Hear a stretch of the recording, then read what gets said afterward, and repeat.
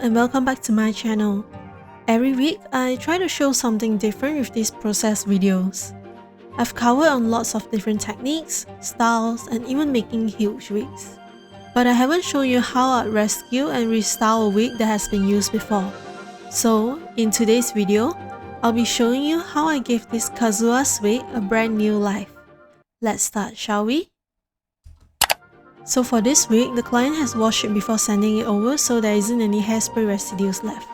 I first crimped it, and upon inspection, there were lots of parts that has been trimmed since this has been styled before. To make things easier, I went in and removed the red highlights from the wig. As you can see, some bits of it are shorter than the rest. I'm keeping them aside for now as I'll be reattaching them back later.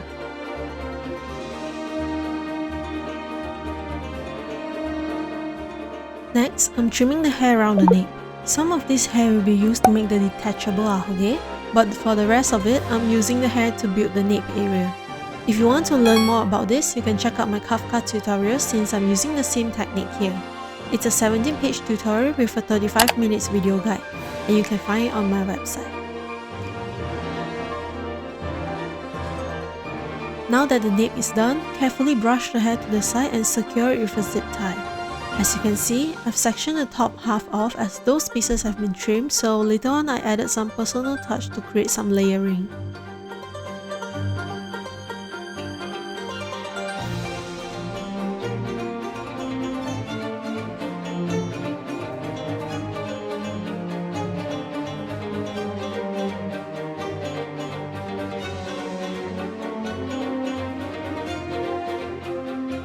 From here on, let's trim the bangs according to the character design.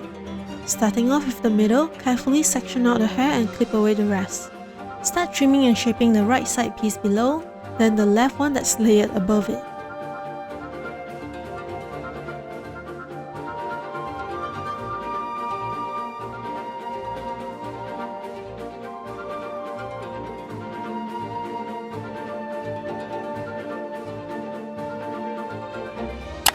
Then, move on to the left side. Starting with the pieces below that frames the face first, then the top pieces that curves away from the face. You should see a pattern here on how I trim bangs. I always start with the pieces closest to the head first and gradually work till the ones on top. This keeps things tidy and systematic.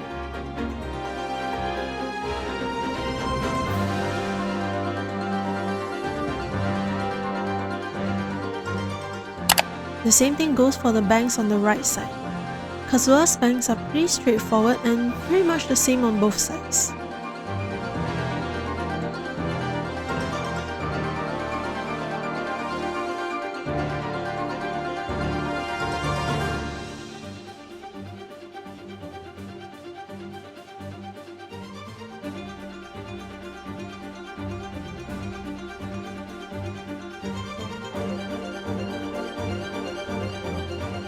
Alright, we're back to the red highlights. Taking the hair pieces that were removed before, I'm selecting out the longer hair wefts and reattaching it back on with hot glue. Trimming the ends and thinning them out so that it tapers towards the ends. Then heat shaping it into a curve and set with hairspray. Repeat the same process, this time with the shorter hair wefts. Working this way helps to make sure that the hair pieces are sectioned out neatly and placed exactly where I want them to be.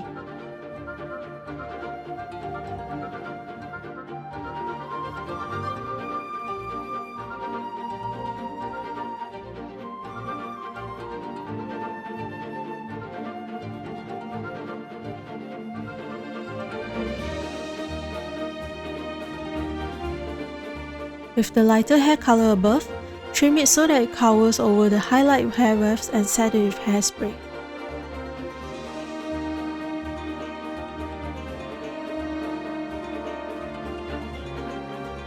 Lastly, to blend the red into the lighter color better, I airbrush that section for a smoother transition. To prevent color from getting onto the sides, you can use a tape to cover it off, or if you're a little lazy like me, just cover it with your hand, but be precise when you airbrush it.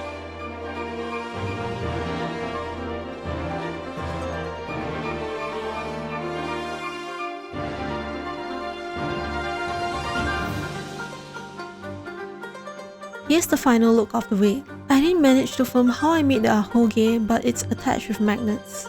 In fact, I'm actually thinking of making a tutorial with various ways to create ahoge. Let me know if you're interested in the comments below. As always, be sure to like this video if you enjoy it, and if you want to see more videos like this, be sure to subscribe to my channel. Thank you for watching, and remember to check out my other tutorials. I'll see you next week. Bye!